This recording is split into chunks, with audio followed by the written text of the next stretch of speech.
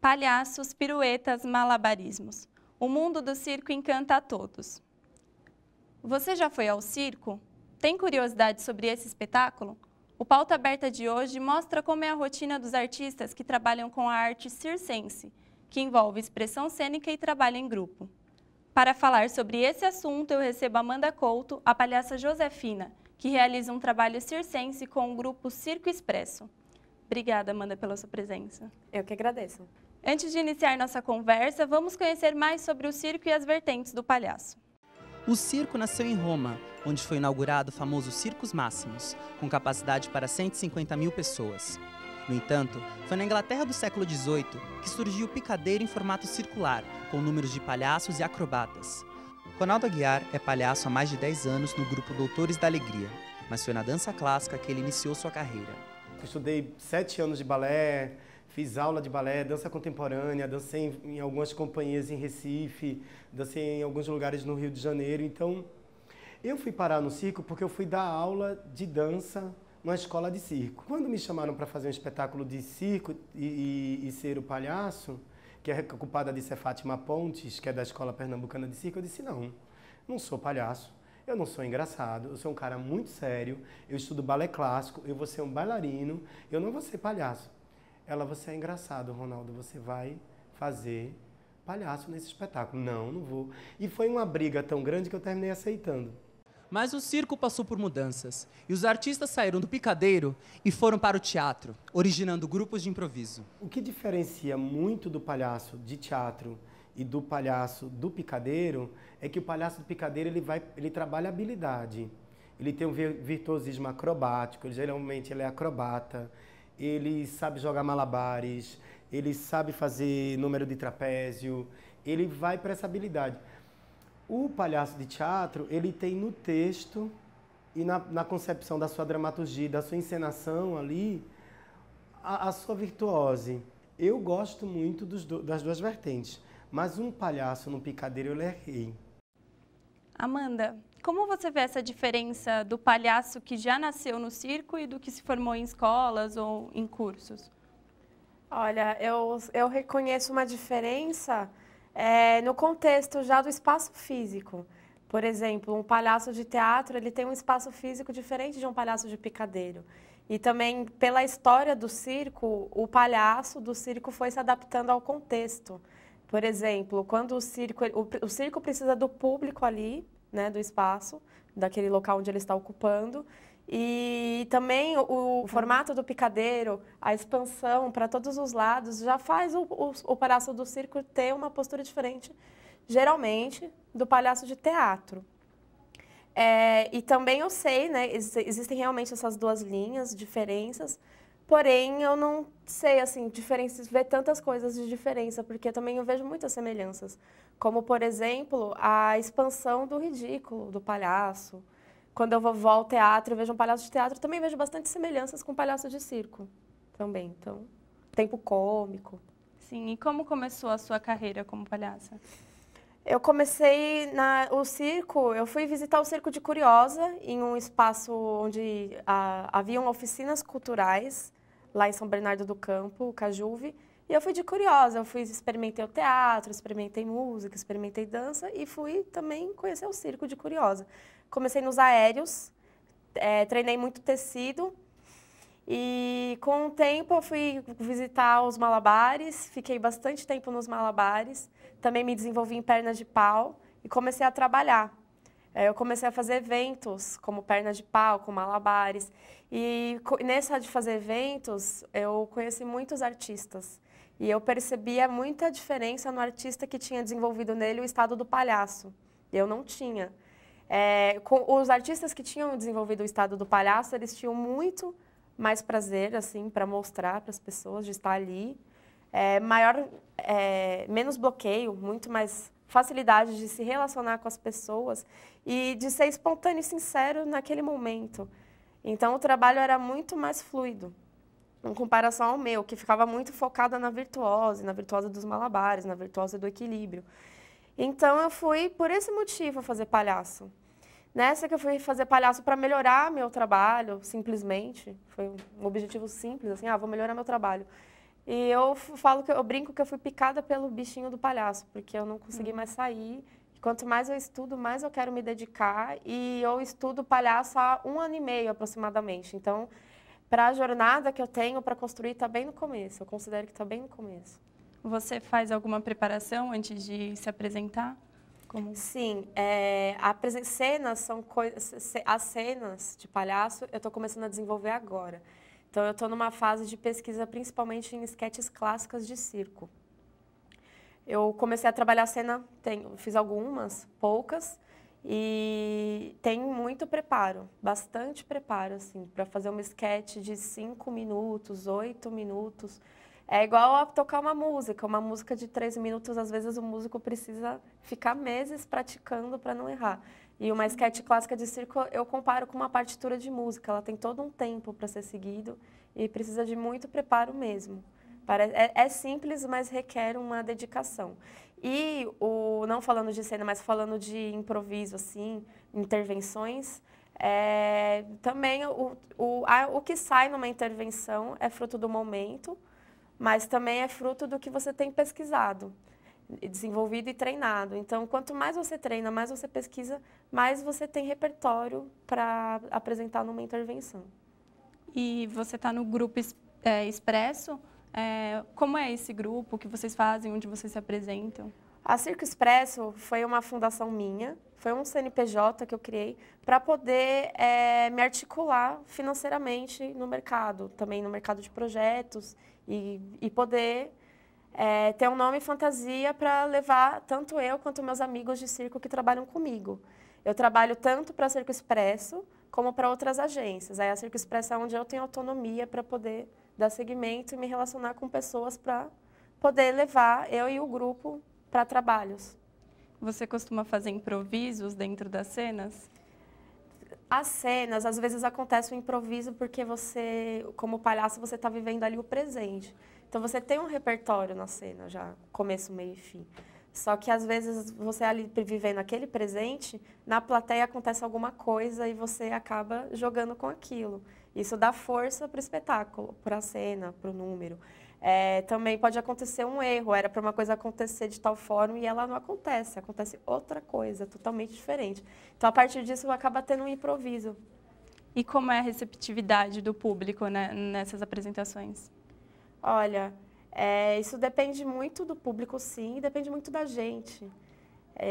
Felizmente, no geral, eu tenho tido bons retornos de público. Só que também já aconteceu de eu entrar em cena e ter um público difícil, um público fechado. E isso tudo é desafio para a gente superar. Então é bom, os dois são bons. O público mais receptivo e o público mais travado, vamos assim dizer. Sim, quais locais vocês costumam se apresentar? Olha, eu falo que qualquer lugar. Grande São Paulo, em termos de geografia, assim, toda a Grande São Paulo. Também outros lugares se chamarem, mas é mais concentrado aqui. E, assim, em que tipos de lugares também varia bastante.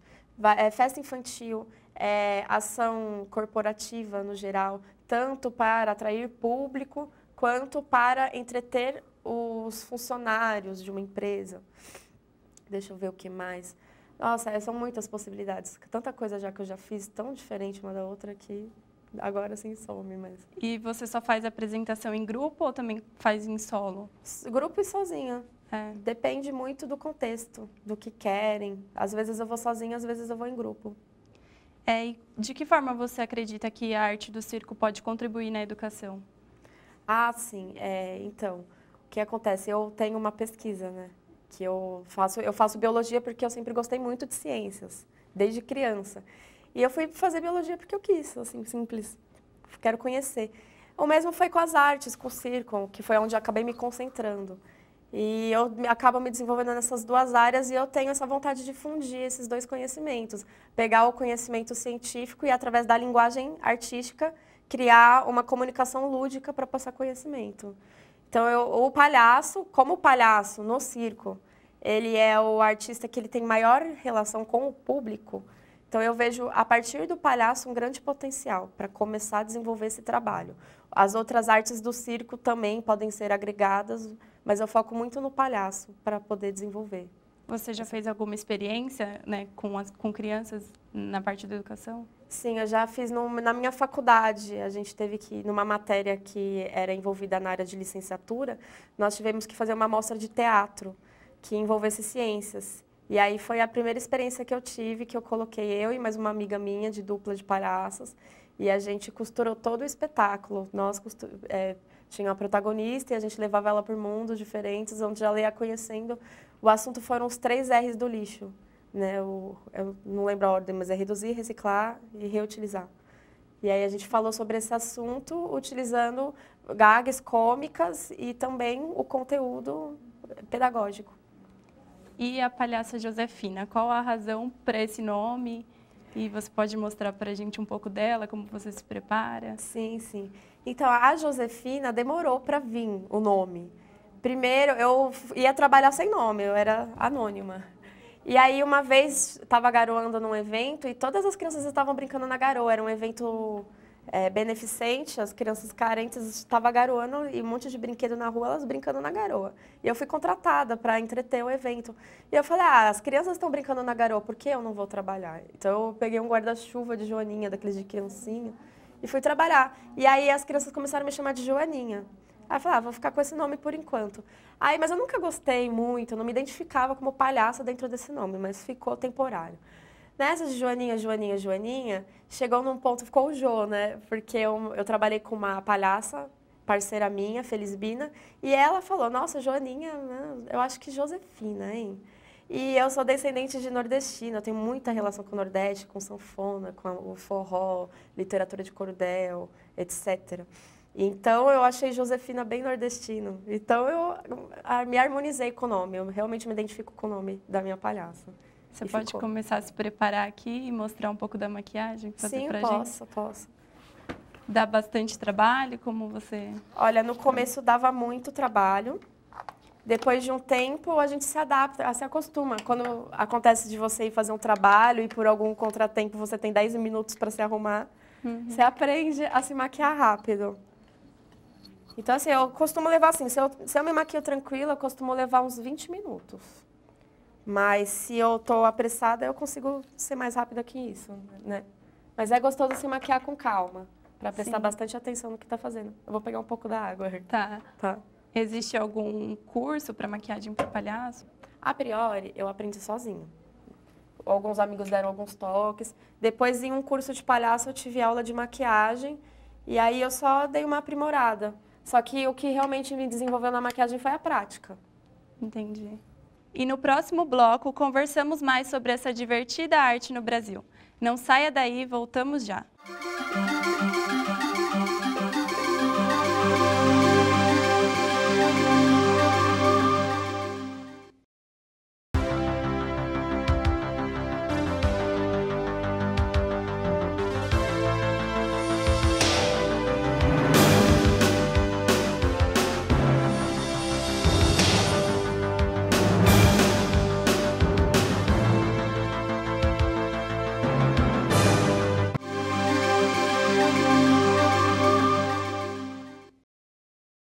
O Pauta Aberta está de volta e o tema de hoje é arte circense.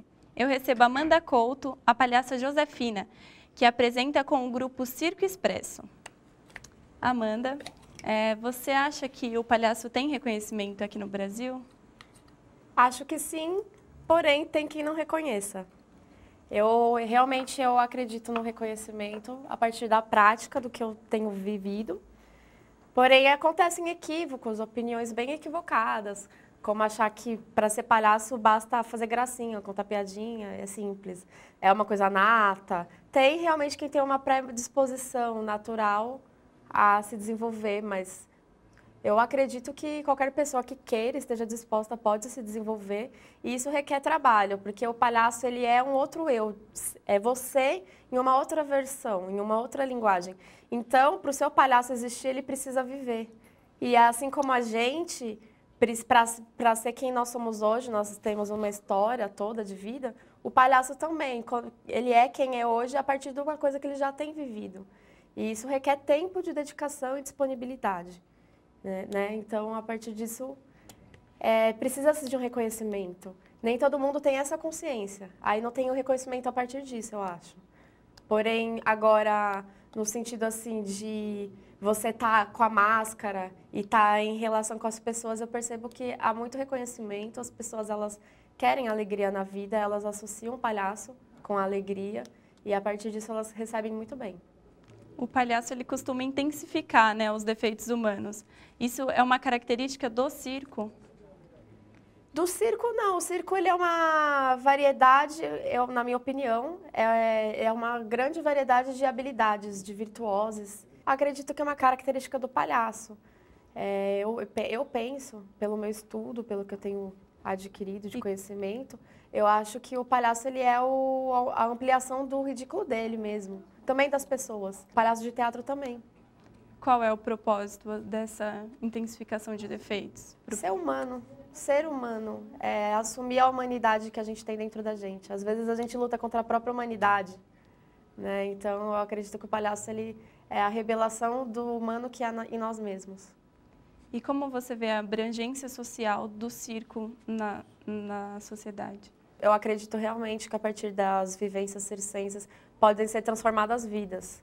E eu tenho visto com muita alegria diversas companhias fazendo trabalhos sociais, visitando comunidades muito isoladas em todo o Brasil. Também, por exemplo, crianças hospitalizadas ou em situações diversas, situações ruins diversas. E a intervenção do circo nesses espaços. Então, sim, tem muito projeto social. Você vê bastante transformação nessas comunidades a partir da arte?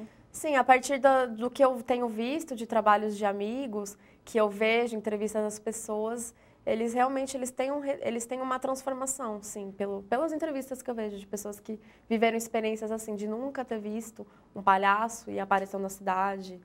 E, nossa, eu nunca vi isso, que incrível, outra coisa. Então, sim, eu acredito na transformação. E da terapia do riso, né? Hoje em dia muito se fala da terapia do riso. Isso ficou mais evidente depois dos Doutores da Alegria. Você acha que a partir daí o palhaço ele teve mais reconhecimento? Para mim, sim. Porque quando os Doutores da Alegria começou a entrar em evidência, aparecer na televisão, ter filme, etc., eu era criança ainda. E realmente, palhaço, eu não tinha tanto acesso a essas informações. E a partir dos Doutores da Alegria foi quando eu comecei, como pessoa, nem sonhava que um dia eu ia entrar nessa área na época. Eu comecei a ter acesso a essas informações, assim, de ligar a TV e ouvir falar de palhaço. Foi a partir dos Doutores da Alegria. Hoje a gente vê grandes apresentações como o Circo de Solé. Como você vê essa arte do circo?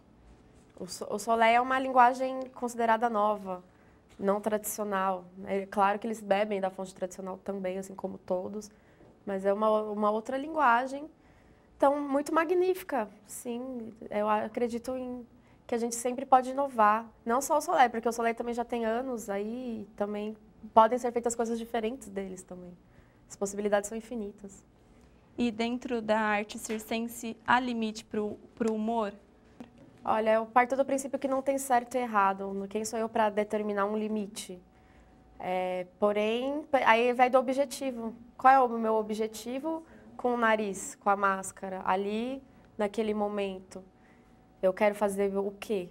Então, a partir do objetivo, se estabelece um limite para atingir o objetivo. Então, não vejo certo e errado. Agora, por exemplo, se eu quero proporcionar um momento de prazer para as pessoas naquele momento, eu não vou ofender elas, porque ofensa não gera prazer.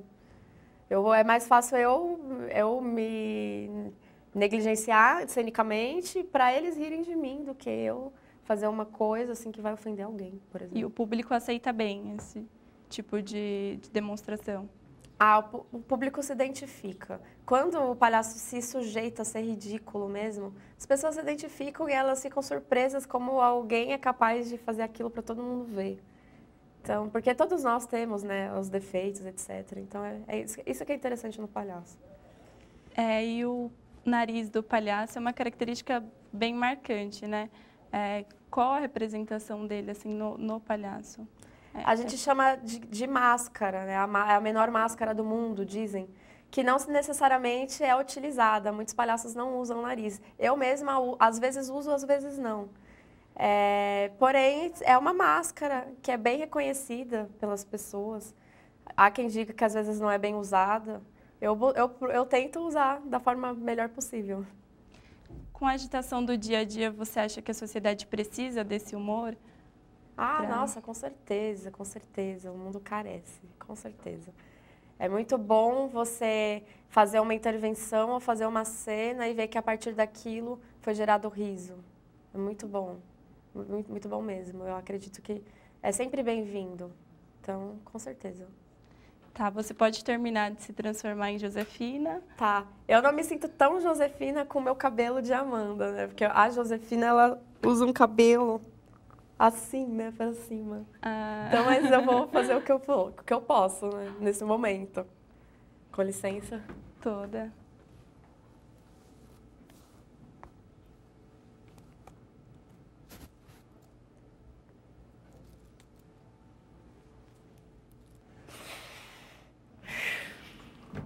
Prazer, Josefina. Prazer. Você consegue fazer um improviso pra gente? Não. Nada? Um beijo para todo mundo. Simples assim. Obrigada, Amanda, pela sua participação. Muito obrigada. Com licença. Muito obrigada, foi um prazer. Obrigada. O Pauta Aberta de hoje falou sobre arte circense. E eu conversei com Amanda Couto, que interpreta a palhaça Josefina e atua com o grupo Circo Expresso. E se você aí de casa ficou com alguma dúvida ou quer entrar em contato com a gente, é só procurar a página da TV São Judas no Facebook. Lá você encontra tudo sobre a produção dos outros programas. Agradeço a sua audiência e até o próximo. Uma pirueta, duas piruetas, bravo, bravo. Super piruetas, ultra piruetas, bravo, bravo. Salta sobre a arquibancada e tomba de nariz, que a moçada vai pedir bis.